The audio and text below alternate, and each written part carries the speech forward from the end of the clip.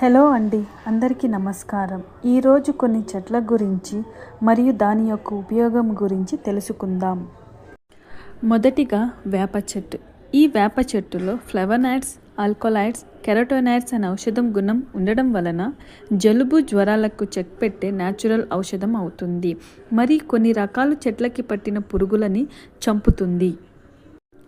రెండవదిగా అరటిపండు యొక్క చెట్టు. ఈ చెట్టుకున్న అరటి పండ్లలో కార్బోహైడ్రేట్స్, ఫైబర్, విటమిన్స్ సి, బి6 అండ్ మినరల్ పొటాషియం ఉండడం వలన మనకి జీర్ణశక్తి పెంపొందిస్తుంది మరియు బీపీ మెయింటైన్ చేస్తుంది. మూడవదిగా తులసి చెట్టు. ఈ తులసి చెట్టులో యూజినైల్, కెరోటోనాయిడ్స్ అనే రసాయనాలు ఉండడం వలన బ్యాక్టీరియా మరియు ఫంగస్ని చంపుతుంది. ఇదే కాకుండా కాఫ్, కోల్డ్కి మంచి ఔషధ గుణం అవుతుంది. ఇలాంటి మరెన్నో వీడియోస్ కోసం ఈ ఛానల్ని సబ్స్క్రైబ్ అండ్ షేర్, కమెంట్ చేయండి.